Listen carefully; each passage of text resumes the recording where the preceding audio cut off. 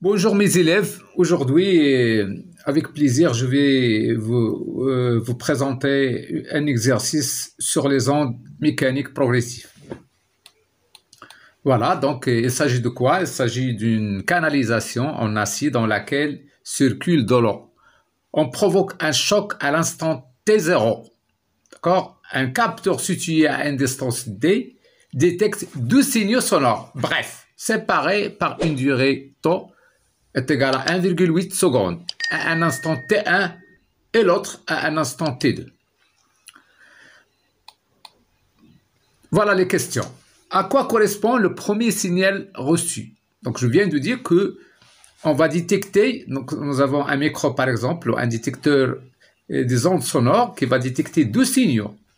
Donc la première question, à quoi correspond le premier signal sonore? Deuxième question, exprimer D, c'est-à-dire la distance en fonction de T0 et T1 et la célérité du son dans l'acier. 3. Exprimer la distance D en fonction de T0, T2 et la célérité du son dans l'eau. Quatrième question, déterminer la distance D. On vous donne bien sûr des données comme la célérité du son dans l'acier et dans l'eau. Donc voilà, c'est ça la canalisation. Donc je vous invite à bien comprendre l'exercice avant de commencer à faire la résolution. Donc il faut imaginer plutôt qu'est-ce qui se passe. Donc je répète, nous avons une canalisation, voilà, donc ça représente une canalisation où circule de l'eau. Donc à un point donné, par exemple ici, on va provoquer un choc. Un choc donc, qui va donner lieu à une onde sonore. D'accord?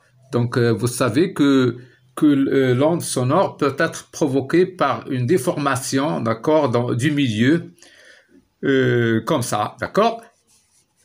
Ici, on va provoquer, si vous voulez, le choc.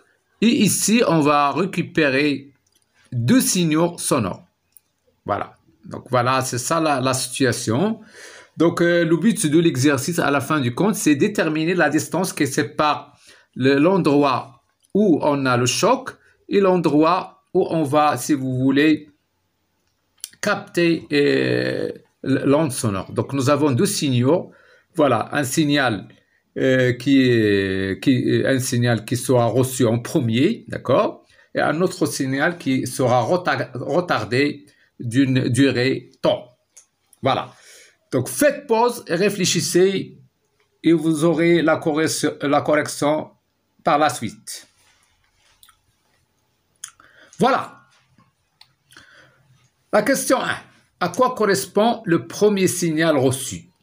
Donc je vous invite à bien lire toutes les lancées pour répondre à cette question. Si vous faites une lecture approfondie, vous allez voir à la fin que nous avons deux vitesses du son. Donc, une vitesse dans l'acier et l'autre dans l'eau. Donc, le signal qui sera reçu en premier est celui qui bien sûr, qui a la plus grande vitesse.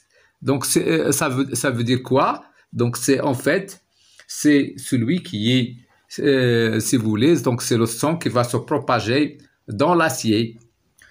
Et comme à titre anecdotique, je dis que les Indiens utilisent cette propriété pour savoir est-ce que le train va passer dans quelques instants. Donc ils écoutent souvent les rails du train pour savoir est-ce que le train va passer. D'accord, voilà. Donc le premier signal reçu correspond au son qui s'est propagé dans l'acier car la célérité du son est supérieure à celle de l'eau. D'accord. La deuxième question, exprimer la distance D en fonction de T0, T1 et la célérité du son dans l'acier. Comme ça, il faut se rappeler d'une relation déjà vue au cours. Donc c'est que c'est-à-dire la célérité ou la vitesse, c'est tout simplement la distance divisée par la durée. Donc la distance bien sûr parce que nous avons une propagation d'une déformation. Donc cette propagation de la déformation dans une distance d va bien sûr va demander une durée quand même. Ici, la durée, c'est tout simplement T1 moins T0. Donc, C dans l'acier, c'est quoi? C'est D sur T0, T1 moins T0. Et comme ça, on va avoir D égale, voilà, on va avoir D égale à tout simplement C, c'est-à-dire la célérité ou bien la vitesse, fois tout simplement la différence T1 moins T0. Donc, vous voyez que c'est très simple. Question 3. Exprimez la distance D en fonction de T0, T2 et la célérité du son dans l'eau. Donc, de la même façon, puisque on sait maintenant que nous avons deux ondes qui vont se propager. Une onde dans l'acier qui est bien sûr la plus rapide et l'autre qui est la plus lente. Donc, de la même façon, on va avoir bien sûr D est égal à C dans l'eau fois T2 moins T0. Voilà. On passe maintenant, quatrième question. Déterminer D. Voilà. Donc, c'est ça qui est l'inconnu le plus important. D'ailleurs, c'est l'objectif de cet exercice. Donc, qu'est-ce qu'on a pour l'instant? Donc, nous avons un jeu d'équations. Nous avons cette équation-là et cette équation, deux équations. Et nous avons aussi tau qui n'est autre que, bien sûr, T2 moins T1. Voilà. Donc, nous avons trois équations qu'il faut utiliser pour répondre à cette question-là. Donc, nous avons la première relation qu'on déduit à partir de la question 2. Celle-là, c'est à partir de la question 3. Et celle-là qui représente le retard de l'onde dans l'eau par rapport à celle dans l'acier. Donc, il faut jouer avec ces trois équations pour trouver, si vous voulez, une relation où on va déterminer D. Donc, c'est très facile, regardez. Donc, si je calcule D sur C de l'eau, c'est quoi ça? Ce n'est autre que D sur C de l'eau, ce n'est autre que T2 moins T0. Et D moins D sur C dans l'acier, ce n'est autre quoi? C'est tout simplement T1 moins T0. Donc, nous avons ce différence. Et ce différence, ce n'est autre que T2 moins T1, d'accord? Qui est tau.